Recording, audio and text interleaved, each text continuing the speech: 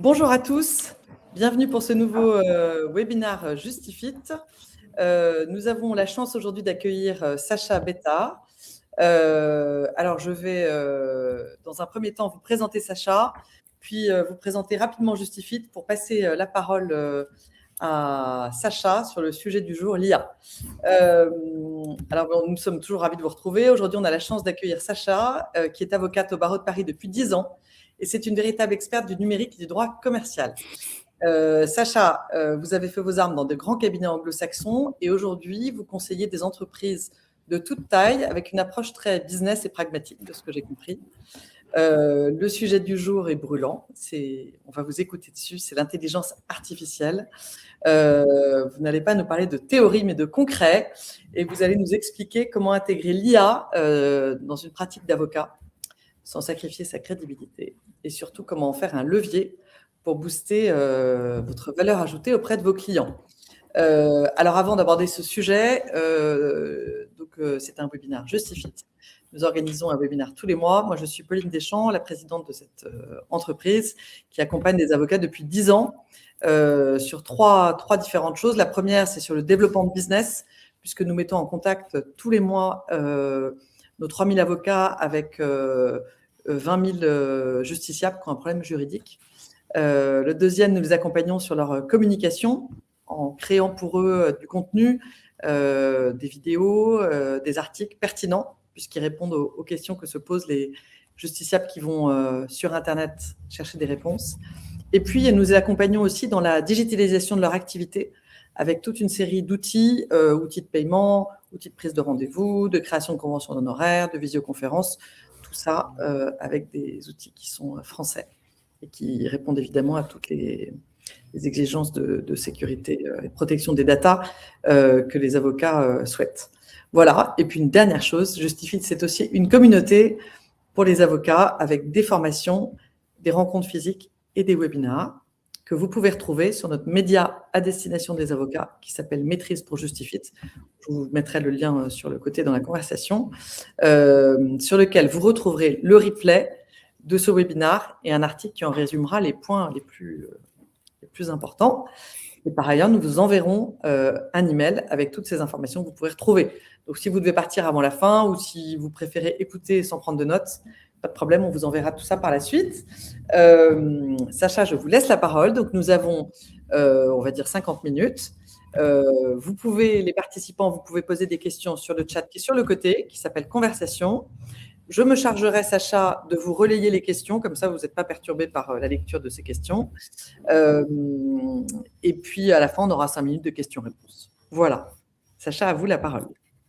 Eh ben, parfait. Merci beaucoup pour cette introduction. Je vous remercie et je remercie vraiment toute l'équipe de Justifit de faire que cela arrive, parce que je pense que c'est un sujet effectivement important, assez brûlant, et je suis ravie de pouvoir vous parler de cela aujourd'hui. Donc, le sujet étant cabinet d'avocats et IA, construire, survivre, se démarquer et convaincre.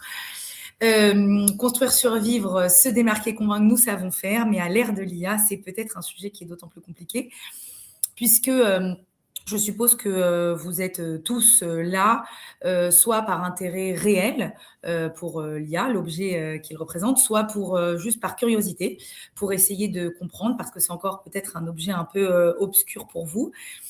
Sans même parfois s'en rendre compte, on utilise tous de l'IA, que ce soit dans nos emails, nos téléphones, dans beaucoup d'actions de notre quotidien et aussi dans notre action professionnelle. Reformuler un email, par exemple, on va vérifier une traduction, on va préparer une structure de notes, on peut l'utiliser dans notre vie perso pour répondre aux questions que nos enfants nous posent, auxquelles nous n'avons pas les réponses. En tout cas, moi, personnellement, ceux qui me suivent sur LinkedIn peuvent le savoir, je l'utilise souvent pour m'aider à faire des trames sur des articles de presse. On va y revenir plus tard sur des posts d'actualité. En tout cas, la question s'inscrit, je pense, aujourd'hui au cœur de nos conversations, et c'est une question du présent. Pour moi, on n'est pas dans une théorie futuriste de demain, l'IA, en quoi ça peut nous aider. On est dans une vraie application aujourd'hui, comment l'IA aujourd'hui nous aide. Et c'est tout l'intérêt, je pense, de ce webinaire, c'est de savoir qu'on réfléchisse ensemble à la question qui serait non pas faut-il utiliser l'IA, mais plutôt, parce que je vous spoil ma réponse étant oui, un grand oui, il faut utiliser l'IA. C'est mon point de vue, bien évidemment, mais la question que à laquelle j'aimerais qu'on réfléchisse ensemble, c'est comment.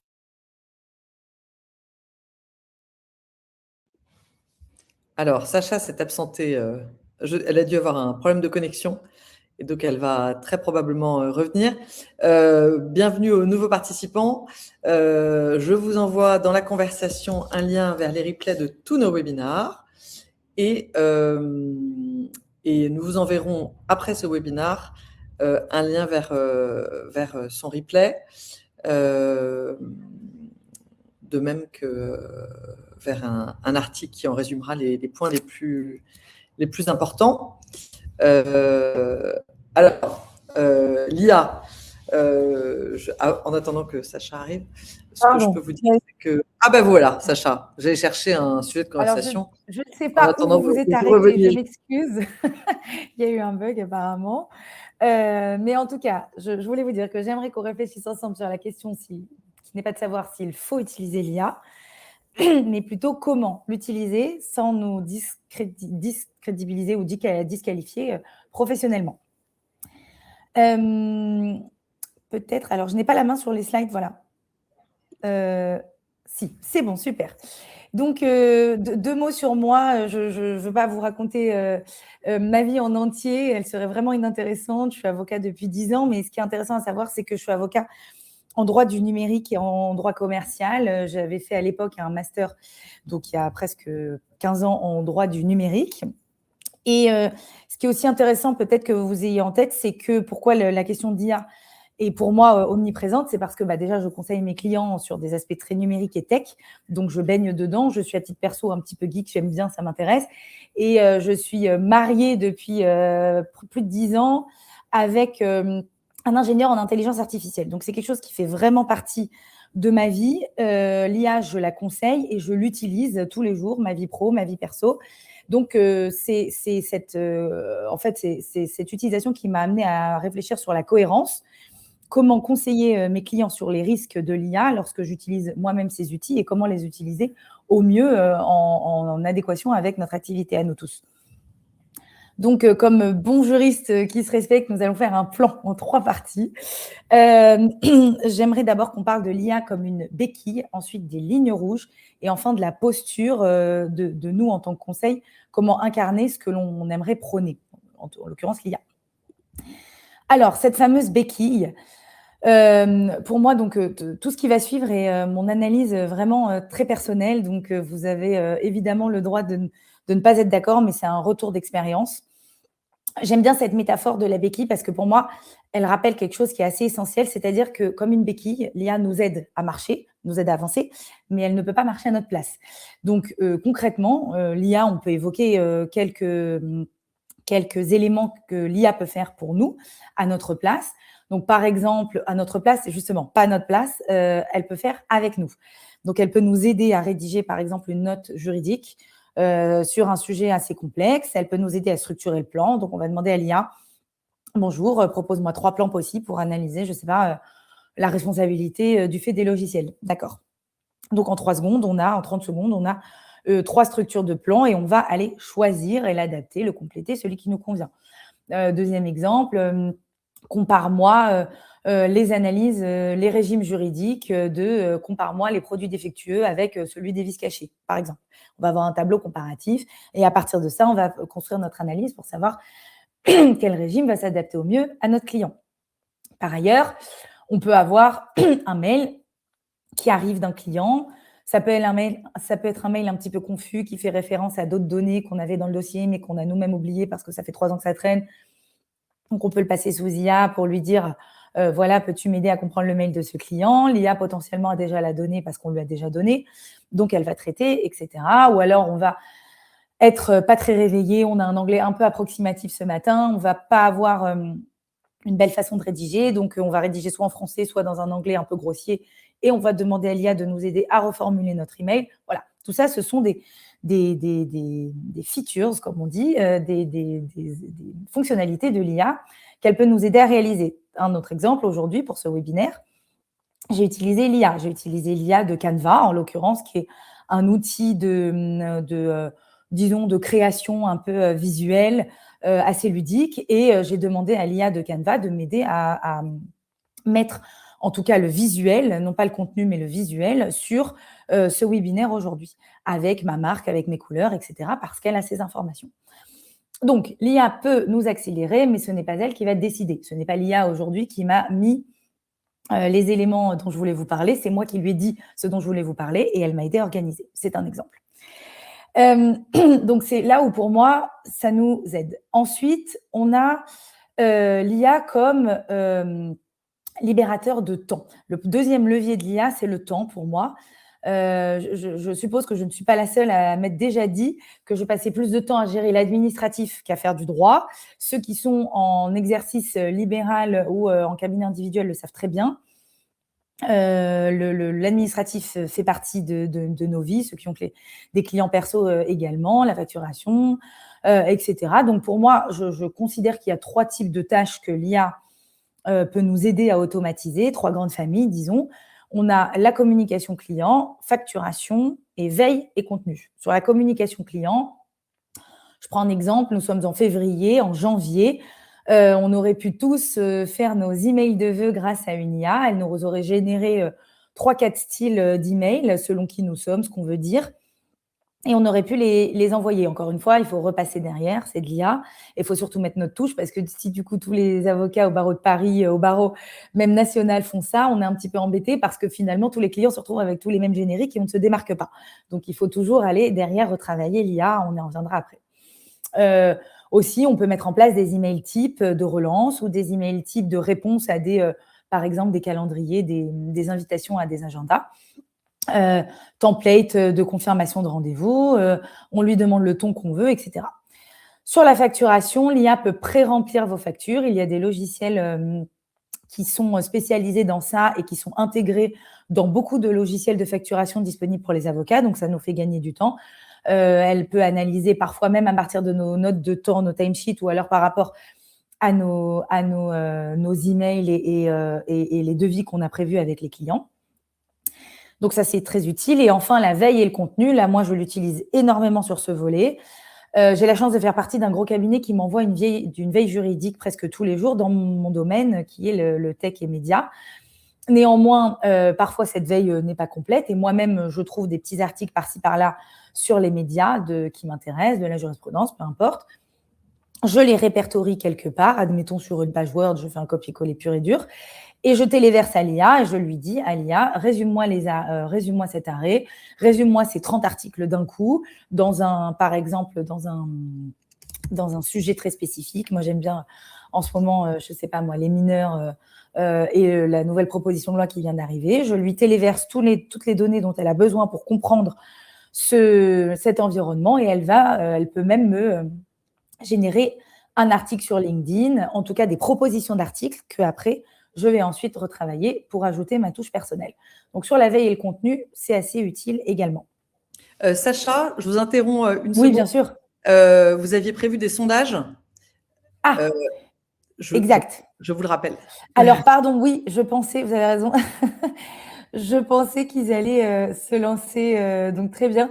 Donc, c'est très bien voilà. Alors, allons-y. Pardon, voilà. Voilà. Alors, c'est intéressant de savoir, pardon, oui, j'aurais dû vous le lancer un peu plus tôt, excusez-moi. Quelle est votre relation réelle à l'IA aujourd'hui dans votre pratique? Est-ce que ça fait partie de votre utilisation, de votre quotidien, vous ne savez absolument pas ce que c'est? Au contraire, vous êtes un pro de chez pro. Et donc, aujourd'hui, j'espère que si tel est le cas, vous ne serez pas trop déçus et que vous apprendrez quand même plusieurs choses. C'est amusant, au fur et à mesure des votes, on va vous laisser un peu le temps, mais on voit qu'il y a quand même un peu de tout. C'est-à-dire qu'il y a des gens qui l'utilisent déjà régulièrement et c'est tant mieux. Il y a des gens qui sont prudents et sceptiques et aussi c'est important. Je pense que c'est bien, cette prudence, parce que c'est ce qu'on va essayer de lever aujourd'hui comme tabou, de savoir comment être prudent avec l'IA. Et enfin, ceux qui n'utilisent pas encore, bravo d'être venus aujourd'hui, parce que j'espère que ça va vous donner envie, puisque ma posture, vous allez vite la comprendre, c'est il faut l'utiliser. Donc, si on peut vous aider à vous lancer, et ben, c'est génial, parce qu'on part tous de nulle part à un moment donné, donc tant mieux. Donc, je vois que les votes continuent, hein, donc je continue un petit peu en attendant, mais c'est intéressant parce que vous êtes globalement 50-50, soit à l'utiliser déjà, soit à l'avoir déjà testé, donc ça ne soit pas ancré dans votre quotidien, et à rester prudent. Donc, c'est très bien. Hein. J'espère qu'on va lever un petit peu les interrogations sur la prudence et qu'on va pouvoir vous aider à l'utiliser de façon un peu plus naturelle et automatique. C'est super. Et ce qui est intéressant, c'est qu'en fait, il n'y a que 10% des participants qui ne l'ont jamais utilisé. Donc, en fait, on voit que c'est vraiment tout le monde a au moins testé. Exactement. Et en plus, je pense, pour être honnête, que les fameux 10%, vous l'avez utilisé, mais vous ne le savez pas. Vous avez parfois vous savez, quand vous tapez un mail, le mail continue à votre place tout seul. Enfin, moi, ça me fait ça. Mais si, par exemple, je lui dis « je reste », il va me compléter en fin de mail à votre disposition. Donc, ça, c'est de l'IA. C'est quelqu'un qui a analysé votre mail et qui vous a suggéré de le réécrire. Donc, vous voyez, parfois, on l'utilise même sans le savoir. Mais bon, de toute façon, c'est très bien. Ça nous fait avancer et réfléchir tous ensemble, donc tant mieux. Donc, toujours dans l'IA comme béquille, donc pour structurer sans déléguer, on a aussi l'extension de l'organisation. Donc, pour que l'IA vous aide réellement, il faut un prérequis indispensable, il faut structurer votre donnée en interne. Donc, si vous voulez que l'IA, par exemple, vous aide à, exemple concret, vous avez votre client a reçu une lettre de mise en demeure. Je vais prendre ma matière, hein, mais bien sûr, ça s'applique partout. Une lettre de mise en demeure en contrefaçon droit des marques. Vous en avez rédigé 200 dans votre vie, des réponses à des mises en demeure en droit des marques. Vous les avez toutes bien classées dans un dossier spécifique. Idéalement, vous les avez anonymisées ou en tout cas caviardées. Je reviendrai plus tard sur ce point. Vous les téléversez à l'IA parce que c'est bien rangé et vous avez en fait votre base de données à vous. Vous téléversez à l'IA, vous donnez vos 3 renseignements sur la mise en demeure actuelle, le profil du client, les arguments rapidement que vous voulez avancer, et l'IA vous fait votre brouillon. Si vous n'avez pas nommé de façon cohérente les choses avec des mots-clés, ne serait-ce qu'en titre, ou alors au moins structurer votre donnée que vous avez vous-même en interne, parce que vous êtes très riche de par votre expérience, ou là où vous travaillez dans vos cabinets, peut-être qu'il y a aussi des choses que vous avez déjà faites que vous pouvez réutiliser. L'IA ne pourra pas, pour le coup, chercher pour vous. Donc, c'est à vous d'avoir bien organisé votre donnée. Et une fois que vous avez cette base, l'IA devient une extension, en fait, de votre organisation parce qu'elle va automatiser des tâches répétitives ou alors des choses qui reviennent souvent. Et elle va accélérer votre première mouture. Une fois que vous lui avez donné des choses que vous faites assez souvent, alors là, elle va pouvoir dérouler toute seule. Mais jamais, attention, jamais, elle ne pourra décider à votre place. Et c'est là que nous arrivons à la partie 2. C'est là où la ligne rouge, en fait, ne doit pas être franchie. À mon sens, le vrai risque est sur notre signature. Le vrai risque est notre signature parce que, imaginons… Je me permets de revenir sur votre première partie. Bien sûr. Parce que j'imagine que c'est ce que les avocats aussi cherchent en participant à ce webinaire. Les outils que vous utilisez pour les différentes missions, est-ce que vous allez les communiquer plus tard dans le webinaire ou est-ce que c'est quelque chose qu'on pourra leur envoyer dans notre petit pack? Alors, je peux en parler tout de suite, mais je pense que je vais vous donner 2-3 noms si vous voulez, mais je pense que ce n'est pas très pertinent que je vous donne des noms parce que c'est très adapté à ma pratique à moi. Néanmoins, je peux vous détailler ce que je fais si ça peut aider certains d'entre vous. Peut-être pas maintenant, mais si vous ne l'avez pas prévu, mais ce que je propose, c'est que dans l'article qu'on écrira sur le webinaire et le replay, on pourra citer les outils que vous utilisez. Bien sûr. En tout cas, ça peut donner des idées parce que c'est vrai qu'on peut être perdu quand on voit tous les outils qui sont proposés. Oui. Même si c'est adapté à votre pratique, effectivement, ça peut déjà donner une piste de… Vous avez raison. Alors, si vous voulez, au fur et à mesure, parce que du coup, je les connais, lorsque je vous donnerai un exemple de pratique que j'ai utilisée, je vous dirai avec quelle base de données je l'ai fait, enfin en tout cas avec quel outil, d'IA je l'ai fait. Donc, l'exemple que je viens de vous donner sur la mise en demeure, par exemple, où j'ai téléversé énormément de documents pour faire une réponse, c'est un outil qui est proposé dans mon cabinet, qui est intégré dans le cabinet où je travaille, qui s'appelle Legora, qui est un outil juridique qui ressemble un petit peu à l'outil d'IA de Doctrine que vous avez peut-être entendu parler, qui a intégré Predictis. Et en fait, là où cet outil est assez intéressant et je le trouve très bon, c'est parce qu'il intègre ChatGPT. Donc, ça veut dire qu'il fait à peu près la même chose que ChatGPT, mais en juridique. Et en fait, là où il est intelligent, c'est qu'il a des grosses bases de données juridiques, de contrats, anonymisés bien sûr, mais de contrats. Donc, il a un raisonnement qui va être beaucoup plus juridique qu'une IA standard que vous trouvez en gratuit sur le marché, que je trouve, pour ma part, mauvaise en juridique, parce qu'elles ont un angle anglo-saxon qui me dérange, parce qu'elles sont toujours d'accord avec moi, donc ça ne me sert à rien, et parce qu'elles inventent des jurisprudences, c'est ce qu'on appelle une hallucination, donc il faut faire très attention sur ça. Donc les IA, pour moi, qui ne sont pas payantes, en juridique, souvent, c'est qu'elles ne sont pas bonnes. Enfin, je ne veux pas généraliser, parce que je ne les ai pas toutes testées, mais j'en ai testé énormément au sein de mon cabinet, parce que je faisais partie d'un comité qui testait beaucoup d'IA. Donc, sans faire la pub de l'une ou de l'autre, je peux vous dire que il y a celle de Lexis en juridique, il y a celle de Doctrine en juridique, il y a effectivement l'Egora dont je viens de vous parler que moi j'utilise. Il y a, il me semble, celle de la Lose, mais que je n'ai pas encore testée. Donc voilà, en tout cas, pour faire un travail juridique de fond, vous voulez un avis juridique, il faut passer par une IA juridique, c'est mon avis. Voilà. Donc j'avance sur notre signature. Donc, imaginez que vous demandez à une IA juridique de vous aider à rédiger une clause, admettons une clause de responsabilité, et l'IA va faire une erreur, elle va soit citer un article de loi qui n'existe pas, soit rédiger la fameuse clause, mais pas dans le sens qui vous arrange, c'est-à-dire pas à l'avantage de votre client, mais à l'avantage de la partie d'en face. Et vous relisez vite, ou vous ne relisez pas du tout, vous ne vérifiez pas, vous envoyez le contrat tel quel au client, qu'est-ce qui se passe ? Le client va vérifier, pire, l'avocat adverse va vérifier, encore pire, l'IA de votre client va vérifier et se rend compte de l'erreur. Là, on a un vrai problème d'image parce que déjà, au meilleur des cas, vous perdez un client, ce qui est quand même un peu embêtant. Au pire des cas, vous êtes poursuivi par le client parce qu'il a perdu un deal, par exemple, à cause de vous, l'opportunité de signer, donc il est assez fâché. Donc, il y a eu un cas réel, je ne sais pas si vous en avez entendu parler, mais d'avocat américain, d'un avocat qui a cité 6 décisions de jurisprudence qui n'existaient pas, qui avaient été générées par chat, donc une hallucination dont je vous parlais à l'instant, qui était tout inventée, et l'affaire a fait le tour du monde, et lui, il est décrédibilisé, sanctions disciplinaires, réputation ruinée, etc. Donc, je pense que autant l'erreur juridique, autant un échec peut être pardonné par un client, autant, pour le coup, un procès perdu, c'est le jeu.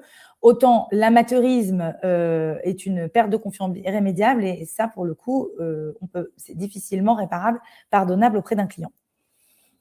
Donc, quelles sont pour moi ces zones de no-go, où sont ces lignes rouges concrètement donc, encore une fois, c'est mon avis. Je pense que l'IA ne peut pas, je suis convaincue que l'IA ne peut pas avoir une qualification juridique définitive. Exemple, c'est un exemple très concret que j'ai eu.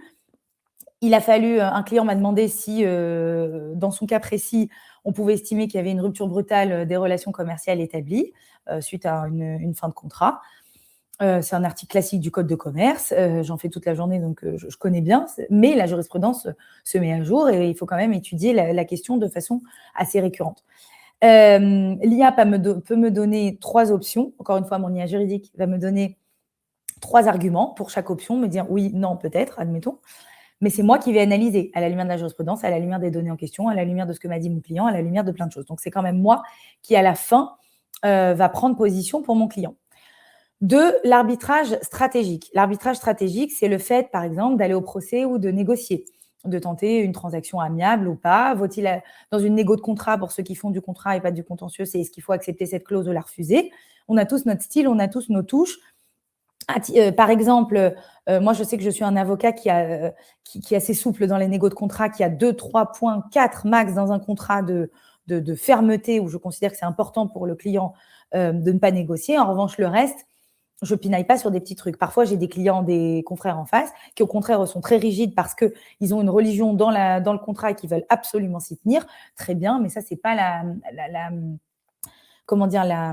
l'IA qui peut faire le travail à votre place, parce que sinon, le client n'a pas besoin de vous. C'est votre arbitrage et votre expérience que le client vient chercher. Et enfin, le conseil sans filtre humain. Pour moi, c'est à bannir complètement. Il ne faut jamais transférer une réponse d'une IA à son client, vraiment jamais, à personne d'autre d'ailleurs. Mais pour la simple et bonne raison que déjà, votre client ait en tête que Aujourd'hui, à 80% du temps, je pense qu'il a déjà passé cette question sous IA. Donc, c'est qu'il n'a pas obtenu la réponse qu'il voulait ou alors qu'il a besoin justement de votre savoir-faire, de votre expertise qui est différente. Donc, ça ne sert à rien de lui donner la même chose qu'il va avoir. Encore une fois, on va avoir une perte de confiance. Et en plus de ça, si vous n'apportez pas votre touche en tant que conseil, vous risquez l'erreur. C'est ce qu'on vient de se dire. Donc, la règle d'or, à mon sens, c'est déléguer l'exécution, en tout cas, mais jamais l'intention. L'intention, c'est nous décidons, nous tranchons. En tant qu'avocat, nous sommes le dernier rempart, donc parlons assurance concrètement. Notre RCP ne connaît pas ChatGPT, donc vous êtes, on ne va pas se faire un cours de droit ici, mais on connaît tous notre fameux code civil. Nous sommes responsables du fait de nos choses. En droit des robots, en droit des algorithmes, c'est la même chose. Nous sommes responsables de notre IA en l'occurrence, et donc nous sommes responsables de ce que nous produisons et nous ne pouvons pas nous décharger de notre responsabilité en disant « mais c'est pas moi, c'est l'IA ». En revanche, parce que l'IA, c'est nous. Donc, si elle peut effectivement augmenter notre productivité, elle doit aussi augmenter notre exigence de vigilance. Et c'est en cela… Oui. Sacha, je vous interromps une seconde, une question très pertinente d'une avocate. Et je pense que tout le monde doit se la poser. C'est donc une avocate qui dit « J'utilise ChatGPT pour m'aider à rédiger mes actes. Même si je modifie régulièrement ce que l'IA me soumet, il y a des paragraphes qui me conviennent parfaitement et que je copie-colle dans mes écritures. Le client peut-il le remarquer via un logiciel ?» Alors, via un logiciel, alors à moins d'être… Non, je ne pense pas. Enfin, je ne suis pas assez technique pour vous répondre. Je pense que ça doit exister. Néanmoins, est-ce que tout le monde est équipé d'un tel logiciel ? Et en plus, l'IA, la force de l'IA, c'est que le même paragraphe mot pour mot ne va pas nécessairement être généré de la même façon, même par ChatGPT à un autre moment. Donc non, je ne pense pas qu'un client puisse le repérer. En revanche, ne soyons pas dupes. Il y a des façons de rédiger par l'IA qui se repèrent. Je vous donne un autre exemple que les paragraphes des actes, parce que moi, je fais comme vous. Parfois, j'utilise l'IA et les paragraphes me conviennent.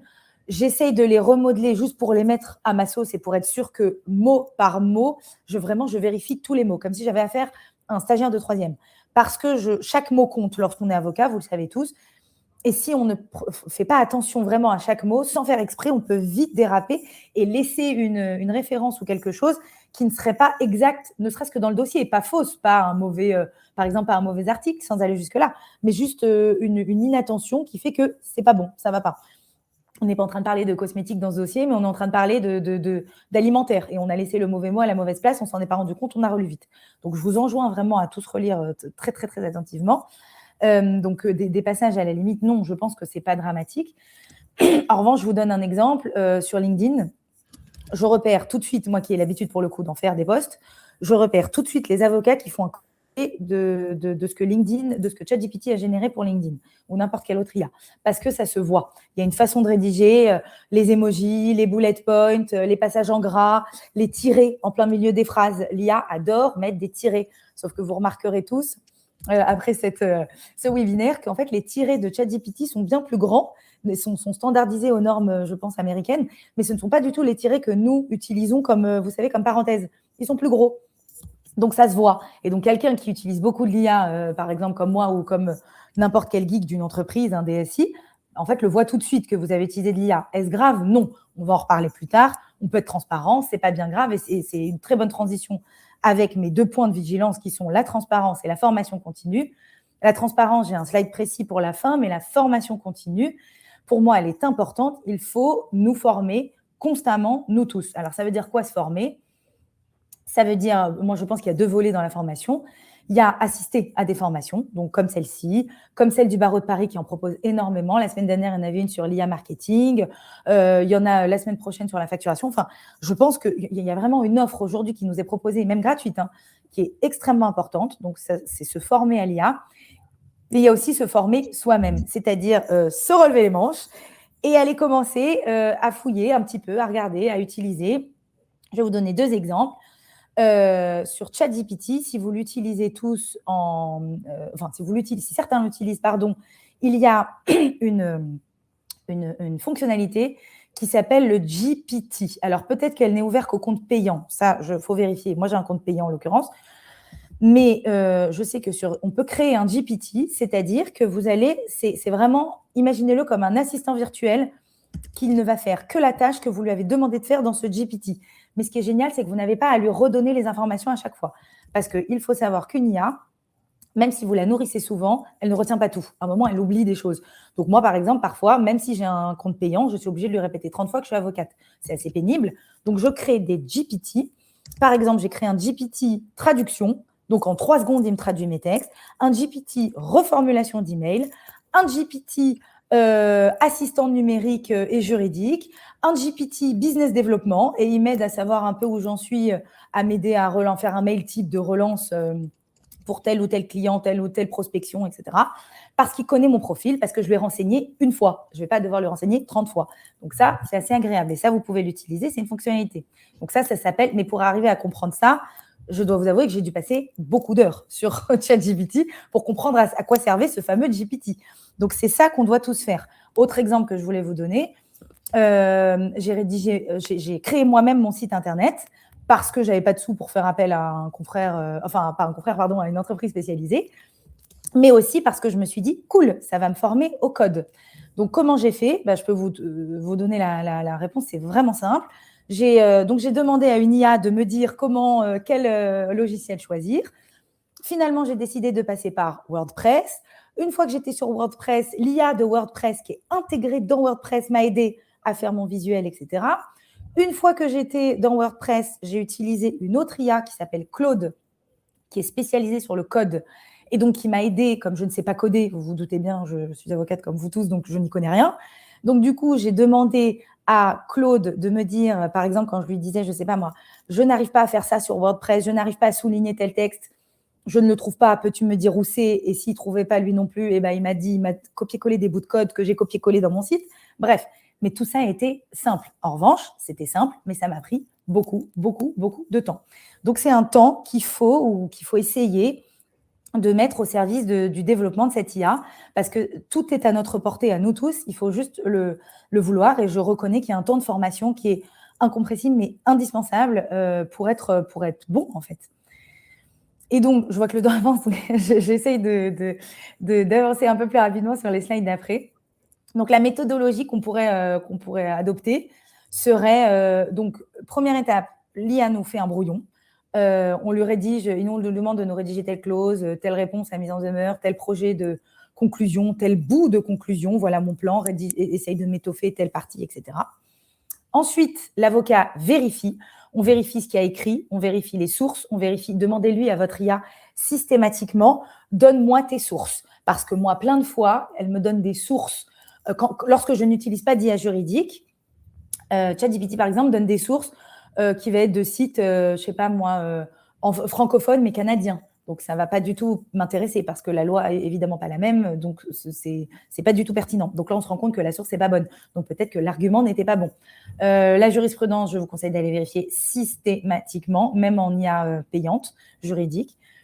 Et les articles, vérifier s'ils existent encore, n'ont pas obsolètes, n'ont pas été remplacés, si le décret d'application a bien été publié, parce que ça m'est déjà arrivé, l'IA me cite un article, il a l'air super comme ça sur le principe d'une matière que je ne connaissais pas trop, un peu border dans mon droit, mais le décret d'application n'était pas paru, donc mon article ne s'appliquait pas, etc., etc. Donc, c'est quand même important. Je pense, en tout cas à titre personnel, que ça me fait gagner à peu près 50% de mon temps sur mon temps de rédaction, mais mon temps est réparti vraiment très différemment. C'est-à-dire que je passe beaucoup plus de temps à vérifier qu'avant, plutôt qu'à produire et qu'à écrire, mais ça me laisse du coup du temps pour d'autres clients ou pour faire autre chose, par exemple du développement pour ceux qui ont besoin de faire du développement. Alors Sacha, oui. J'interviens suite aux questions, aux commentaires. Donc, on a un premier retour d'une avocate, merci maître, qui dit que des universités utilisent des logiciels pour vérifier si des étudiants ont utilisé l'IA dans leurs devoirs copie-mémoire. Alors moi, ce que je peux vous dire, parce qu'on utilise aussi l'IA, et on publie beaucoup de contenu juridique sur Justifit, que ce soit à destination des justiciables et aussi à destination des avocats. On utilise l'IA, mais la consigne qui est claire, c'est qu'il faut que ça soit un contenu unique pour que Google trouve que c'est un contenu pertinent. Donc, en fait, les logiciels de ce que nous avons, de nos recherches, vous allez dire aussi, Sacha, mais de toutes nos recherches que nous avons faites, c'est que les logiciels, en fait, peuvent aussi se tromper. La preuve, il y a des courriers qui ont été, des lettres de motivation qui ont été écrits par des étudiants Et ces logiciels, on dit que ça avait été écrit par l'IA, alors que ce n'était pas vrai. Donc c'est compliqué. Est-ce que vos clients vont aller utiliser ces logiciels pour vérifier que vous avez utilisé l'IA? Je ne suis pas sûre. En tout cas, ce qui est important, c'est que vraiment, il y ait votre patte et que ça soit personnalisé. Alors, sinon, il y a un avocat qui dit, pour la création de GPT personnalisé, est-ce qu'il existe des outils recommandés, Sacha, notamment pour la rédaction de prompts efficaces? Alors, je trouve que GPT, pour le GPT personnalisé, ce qui est intéressant, c'est que vous pouvez lui parler comme vous parlerez à votre ami ou confrère, en lui disant vraiment sans prompter, c'est-à-dire je suis avocat spécialisé en droit du numérique depuis 10 ans. J'interviens, et là vous copiez-collez vraiment votre truc classique sur LinkedIn ou sur votre description de votre bio. Vous lui copiez-collez ça. Voilà ma description, bam. Je veux traduire mes textes en anglais. Je veux que tu adoptes tel et tel ton. Le ton, c'est assez important. Que tu sois sérieux, pas sérieux, etc. Et là où il est bon, c'est qu'une fois que vous lui avez dit ça, il va générer lui-même le prompt qui va l'aider à, en fait, interpréter ce que vous venez de lui dire. Donc, moi, par exemple, ce que je lui ai dit, donc c'est exactement ce que je viens de vous dire, mot pour mot, et je lui ai dit dans ma traduction en anglais, par exemple, je lui ai dit, s'il te plaît, ne me mets pas de phrases d'introduction et de phrases de fin, parce que j'ai pas le temps. Donc, je lui ai dit, je vais te copier-coller des textes directement et tu vas devoir me les traduire directement ou me les reformuler directement, sans avoir de blabla avant ou après. Et je pense, je peux vous assurer que je lui parle sincèrement comme je vous parle aujourd'hui. Il a prompté lui-même. Ça, c'est pour le GPT. Parce que du coup, il va adapter, il va créer le GPT. En fait, il va créer ce GPT, non pas par rapport à ce que vous venez de lui dire, mais par rapport au prompt qu'il a créé lui-même par rapport à ce que vous venez de lui dire. Donc, il y a vraiment une étape intermédiaire. En revanche, lorsque vous utilisez chat normal ou n'importe quel IA normalement, c'est vrai que je vous conseille de bien prompter, c'est-à-dire de lui parler comme vous expliqueriez à un enfant de 6 ans ou un stagiaire qui est pas juridique, où vous voulez qu'il aille, qu'est-ce que vous voulez lui faire faire. Et là, une fois que vous promptez de façon détaillée, a priori, il arrive bien à incarner ce que vous lui demandez de faire. Alors, sur la posture, nous passons à notre troisième partie et dernière partie qui va être la posture de qui nous sommes, comment être crédible. Donc, comment être crédible quand on conseille sur l'IA et qu'on l'utilise soi-même. C'est effectivement ce devoir de transparence dont on va devoir reparler. À mon sens, il faut mettre fin à ce tabou. Ce n'est pas grave, c'est même pour moi bien et c'est même un avantage concurrentiel d'utiliser l'IA. Si aujourd'hui, un client nous demande « Est-ce que vous utilisez l'IA ? Est-ce que dans votre réponse, vous avez utilisé l'IA ?» Je ne pense pas que ça soit du tout une question piège, c'est une question assez légitime. Et je pense même que c'est une question, pour aller plus loin, qui fait la différence selon vos types de clients. Moi, je travaille beaucoup dans la tech. Je pense qu'aujourd'hui, un avocat qui travaille en nouvelles technologies, qui n'utilise pas l'IA, c'est un avocat qui est un peu passé à côté du virage technologique et qui peut passer à côté des clients. Parce que le client se dit, en fait, il ne comprend pas mes problématiques. Moi-même, j'utilise l'IA ou alors dans ma solution, j'utilise de l'IA tous les jours. Sachez qu'un start-upper, en tout cas en tech, utilise de l'IA tout le temps. Ne serait-ce que pour lui demander son avis sur sa création, sur sa facturation, sur son business développement, n'importe quoi. Aujourd'hui, la plupart des créations de boîtes se font avec de l'IA. Donc, à mon sens, c'est passer pour quelqu'un qui est un petit peu un vieux de la vieille, si je puis dire, mais de façon un peu en retard. Donc, ce n'est pas forcément un bon avantage. Alors, Sacha, oui. Je me permets de vous interrompre. Par rapport à ce que vous venez de dire, est-ce que, j'imagine, faisant moi-même appel à des avocats, qu'ils veulent savoir si vous utilisez l'IA, et une fois qu'ils le savent, ils s'attendent à une réduction des honoraires. Il y a ce sujet qui arrive ou pas du tout? Alors oui, c'est un sujet qui arrive et je pense que pour le coup, alors là, je n'ai pas beaucoup de réponses à vous donner, mais j'ai que des pistes de réflexion et ça peut faire l'objet d'un webinaire entier. Pour moi, il y a un vrai sujet, effectivement, sur les coûts. Je vais vous donner un exemple qui m'est arrivé il y a pas très longtemps. J'ai un client qui est start-up et qui m'a dit « J'ai pas beaucoup de sous, j'hésite entre vous pour rédiger mes conditions générales ou alors une IA qui va très bien me le faire parce que mon IA me connaît par cœur et elle va pouvoir me générer des choses. » Ce à quoi je lui ai répondu, je comprends, mais voilà ce que l'IA ne va pas faire à votre place, à ma place en l'occurrence. Ce que je vous disais tout à l'heure, l'IA est orientée très anglo-saxonne, donc elle n'a pas de prisme droit français, donc c'est un problème. Moi, j'ai accès à des outils d'IA juridiques auxquels le client n'a pas accès, donc mon IA, même si moi je l'utilise tout comme lui, va être plus pertinente que la sienne. Troisième élément, moi, en l'occurrence, c'était des conditions générales de vente, donc le B2C, et donc en droit de la consommation, il faut savoir que les IA sont très, très, très nuls. Donc, mais c'est parce que je le sais. Pour le coup, je l'ai testé suffisamment, mon IA, pour savoir que dans ma matière, ça n'allait pas. Donc, il y a ça aussi. Il y a mon expérience qui fait que je lui conseille de ne pas le faire. Et enfin, ce que je lui ai proposé de faire, c'est je lui ai proposé d'intégrer. Donc, il me donne accès à son GPT, à son chat GPT, pour que moi, j'aille voir dans son déroulé et du coup que je m'inspire, enfin pas que je m'inspire, mais que j'utilise clairement son IA à lui, qui le connaît très bien, dans ma création de conditions générales. Donc, ça allait me faire gagner du temps à moi et à lui. Ce que j'ai fait en revanche, c'est que je lui ai dit, moi, pour m'y retrouver, je peux vous faire gagner du temps. Comme ça, je fais baisser mes honoraires en matière volume horaire. En revanche, j'augmente un peu mon taux horaire parce qu'il faut que je m'y retrouve aussi et que ce que vous payez, c'est mon expertise. C'est exactement les conseils que je viens vous donner. Ce n'est pas qu'un volume horaire. Il y a Comment deux volets. Comment est-ce que vous justifiez d'augmenter votre taux horaire? Pour ça, parce que je lui ai dit que du coup, habituellement, en fait, ce qui paye aujourd'hui, ce n'est pas un temps. Ce qui paye, c'est l'expertise par rapport à l'IA. Donc, s'il veut une expertise particulière d'une avocate en droit de la conso qui utilise une IA, qui utilise son IA et qui va comprendre les dangers, enfin pas les dangers en tout cas, mais les dérives de l'IA dans la création de conditions générales de vente, parce que j'en ai fait 2000 avec une IA, s'il estime qu'il a intérêt à venir me voir, ça vaut tel prix. Maintenant, je n'ai pas augmenté de beaucoup mon tarif horaire. Et in fine, lui, sa facture était quand même moins élevée que le taux que j'aurais pratiqué normalement en faisant ça. Donc lui, il était content.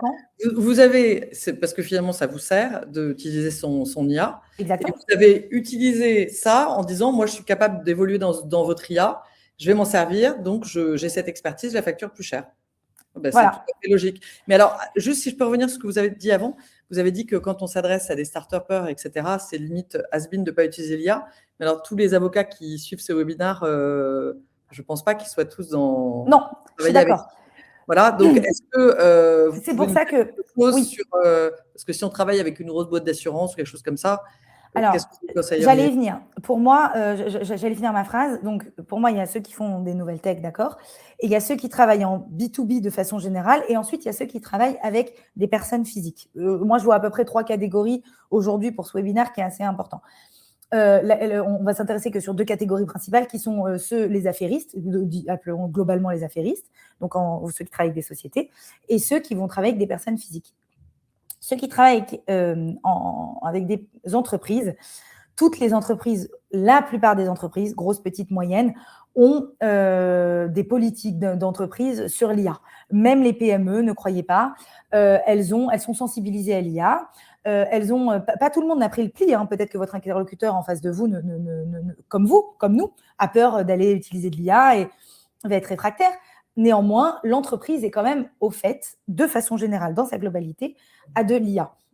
Et aujourd'hui, il y a plein de gens qui relisent leurs mails avec de l'IA, qui cèdent en anglais avec de l'IA. Ça arrive à absolument tout le monde et à beaucoup de nos interlocuteurs.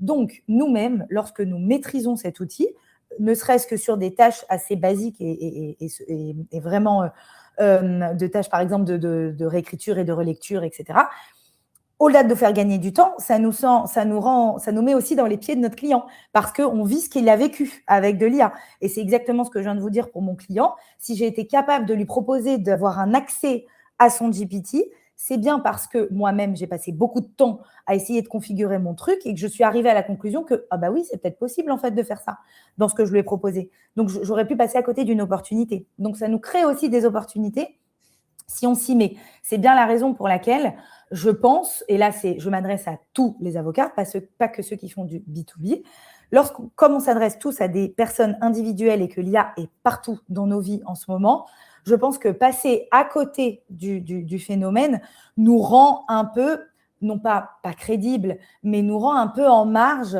de quelque chose que notre client va peut-être lui-même utiliser et pour lequel il a besoin de notre soutien, de notre compréhension, de notre aide et avoir un pas en avant par rapport à un train d'avance, pardon, par rapport à notre client, ça nous aide. Donc, c'est là où je pense que c'est assez intéressant. Et c'est les deux impasses, pour le coup, dans lesquelles je pense qu'il ne faut pas tomber. C'est il ne faut pas diaboliser l'IA, surtout si on l'utilise, en disant c'est dangereux, n'y touchez pas, attention. On passe pour un hypocrite. Et à l'inverse, il ne faut pas promouvoir l'IA sans un esprit critique. Donc, exactement ce que on va essayer de faire aujourd'hui. C'est-à-dire, l'IA, c'est génial, allez-y, les yeux fermés. Surtout pas du tout. On n'est pas un commercial, on est des avocats. Et nous, notre posture, ça serait plutôt, c'est pour ça que tout est question de posture. Oui, j'utilise l'IA. Oui, ça me convient. Voilà comment. Et surtout, voilà comment je peux le recommander pour votre entreprise parce que moi-même, je suis passée par là. Donc, voilà comment je peux vous le recommander.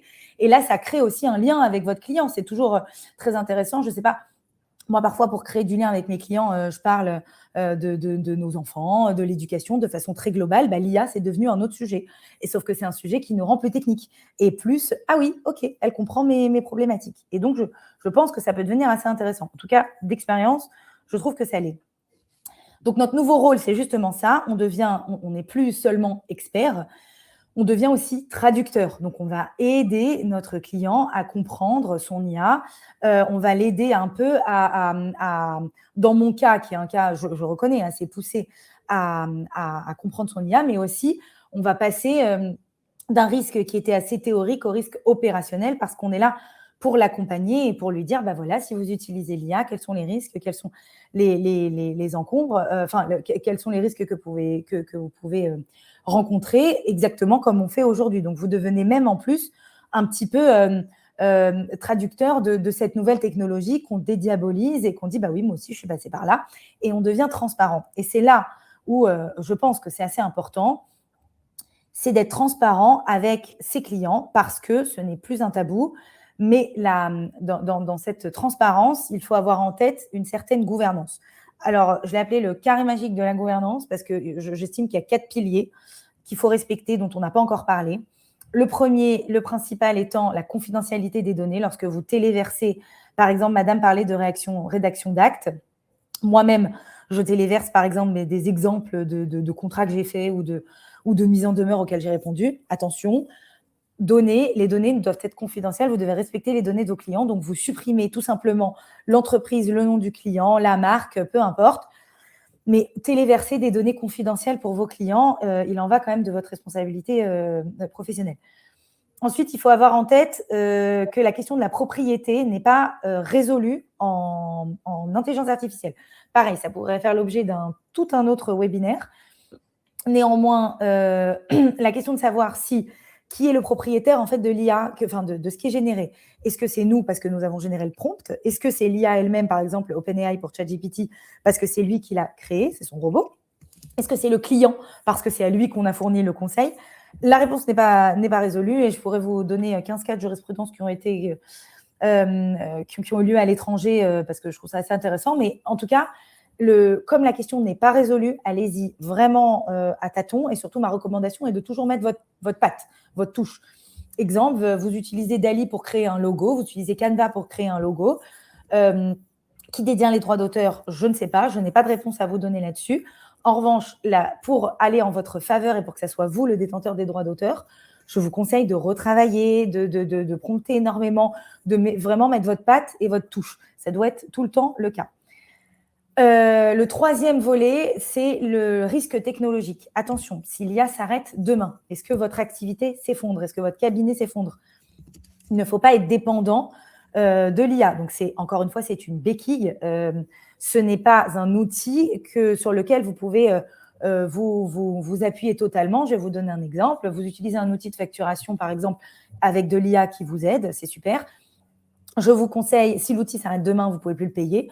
Je vous conseille d'avoir une copie de votre modèle, en fait, de facturation. Comme ça, le jour où ça ne marche plus, vous pouvez quand même le faire à la main. Vous n'avez pas tout perdu.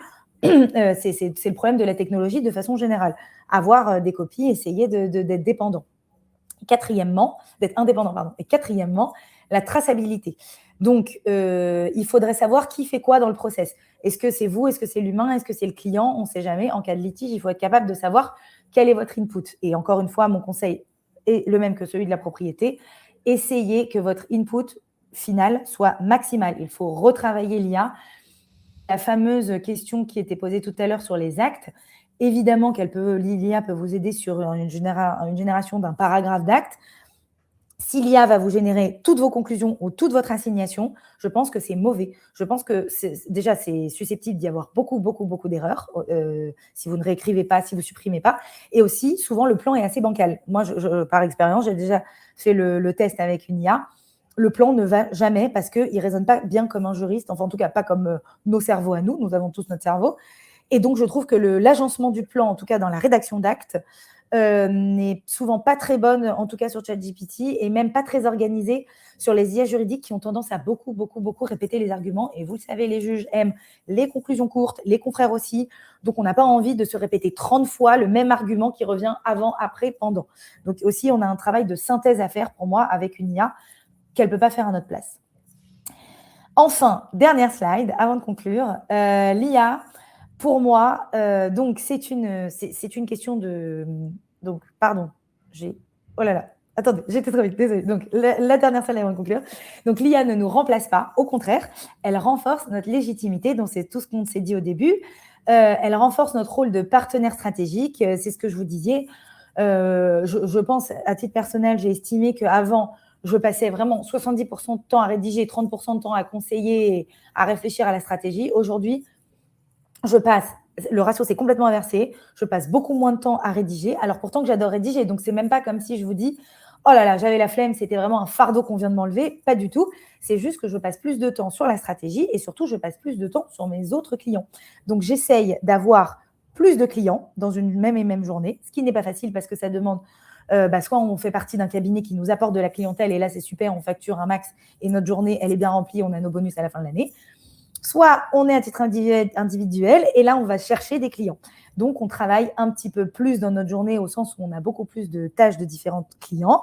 Mais là, c'est à nous, pour moi, d'être assez malin, de voir le virage et de voir quelle tâche mérite notre expertise, donc d'augmenter nos taux horaires, quel client peut se le permettre, se positionner différemment par rapport aux acteurs du marché également et de savoir aussi ce que font nos confrères pour ne pas avoir des tarifs complètement déraisonnables et essayer de rester dans une fourchette qui nous paraît correcte quand on propose un forfait. Moi, je peux vous donner un exemple très, très particulier à ma matière. Je rédige souvent des conclusions et en l'occurrence, j'ai rédigé récemment une plainte, pour ceux qui connaissent UDRP, c'est-à-dire dans des noms de domaines, on vient réclamer le nom de domaine parce qu'il y a une contrefaçon. Donc, on vient de demander le transfert du nom de domaine ou la suppression d'un nom de domaine contrefaisant. Et ça, c'est un mini-mémoire qu'il faut faire. J'en ai fait 2000 dans ma vie, donc je sais les faire. Et là, j'ai donné à l'IA tous mes modèles et j'ai donné à l'IA les infos en 2 lignes sur mon client en lui disant « Voilà le nom de domaine contrefaisant, voilà mon client, voilà la mise en demeure que j'ai adressée déjà au titulaire. Il ne m'a pas répondu, donc j'avais déjà fait le travail en amont. S'il te plaît, à partir de tous mes modèles, génère-moi le modèle de plainte. » Il me l'a généré vraiment en 3 minutes. Je l'ai repris, ça m'a pris 1 heure à le reprendre pour une histoire de plan, de redondance, mais peu importe, ça m'a quand même pris qu'1 heure. Alors qu'en temps normal, je comptais une demi-journée pour faire ça, d'habitude. Donc, ça m'a fait gagner un temps quand même fou. J'ai dû le reprendre. Je ne dis pas que je n'ai pas dû travailler. Mais derrière, du coup, j'ai pu reproposer à mon client. Donc, j'ai baissé un petit peu mon forfait parce que lui n'avait pas en plus les moyens de faire ça, de me payer beaucoup. J'ai baissé mon forfait. Et ce qui était assez intéressant de savoir, c'est que lui-même, mon client, était assez content et du coup a eu un budget pour faire autre chose qu'il n'avait pas prévu de faire. Donc, ça m'a dégagé du budget qui a été pour moi pour un dépôt de marque ultérieur qu'il n'avait pas prévu de faire, mais ça a dégagé 300 € en gros. Donc, c'était génial. Donc, il n'y a pas de… Finalement, je pense que vous augmentez la confiance que votre client incarne en vous parce qu'en plus, un avocat qui réduit ses taux, en général, c'est rare. Enfin, qui réduit, son volume horaire, en général, c'est rare. On a tous tendance à dire « j'ai passé 3 heures, j'ai passé 3 heures ». Là, l'avantage, c'est que vous ne vendez pas que votre temps, vous vendez votre savoir-faire. Et donc, le fait d'avoir été plus malin qu'un autre confrère à ce moment-là, parce que vous avez utilisé de l'IA et lui, non, ça vous a fait gagner du temps, ça vous a fait gagner de la confiance avec votre client parce que vous lui avez dit clairement, grâce à l'IA, j'avais un super outil, et j'ai été plus vite. Donc, ça vous avez baissé vos taux et il vous reconfie des dossiers. Soyez-en sûrs, je l'ai expérimenté. Un client qui vous trouve assez honnête, c'est une forme de transparence. reviendra vers vous derrière pour autre chose. Alors, j'en conviens, ceux qui font du droit pénal, on espère que vos clients, si ce sont des criminels, ne reviennent pas vers vous toutes les 5 minutes pour vous dire qu'ils ont tué de nouvelles personnes demain parce que vous leur avez juste dit que vous avez rédigé les actes avec de l'IA. Donc, il faut évidemment mettre de la mesure dans ce que je dis, mais lorsqu'on est en B2B, a priori, c'est un conseil qui est assez vrai.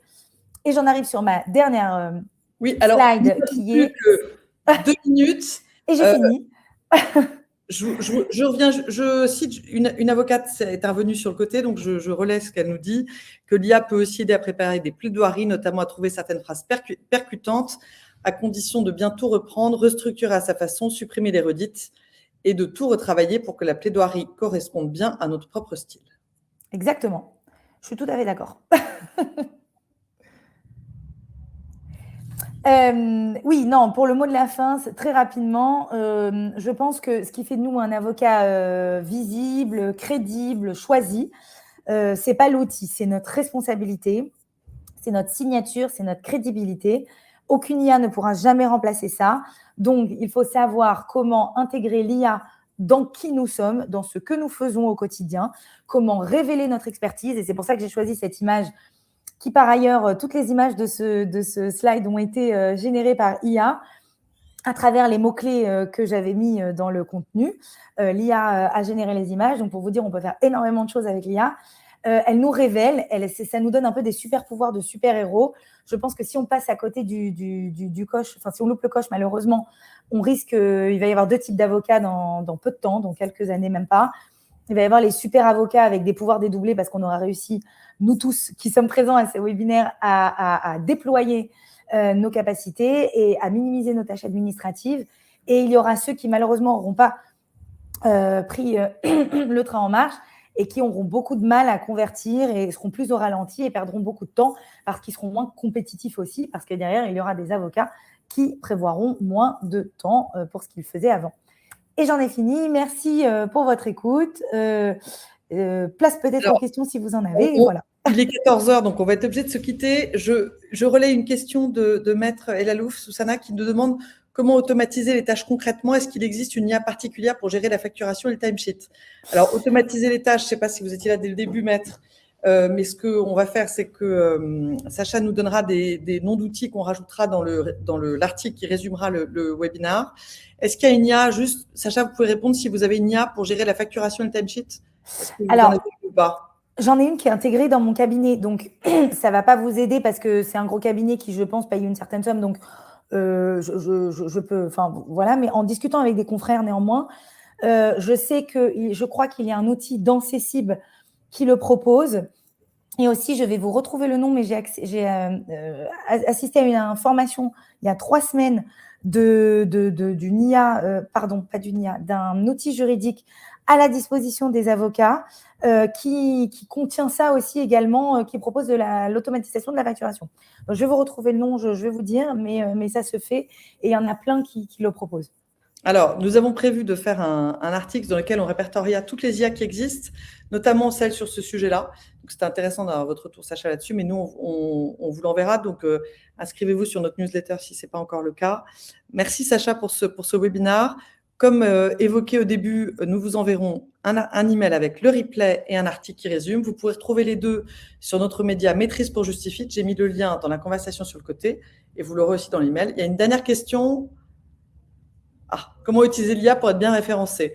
Alors ça, Maître, vous pouvez appeler, appeler quelqu'un de mon équipe qui pourra tout à fait vous renseigner là-dessus. C'est tout à fait ce que nous proposons. Merci beaucoup, Sacha. Avec plaisir. Pour tout ça. Donc, on a des merci sur le côté. Merci, Sacha, c'était très intéressant. Et à très bientôt.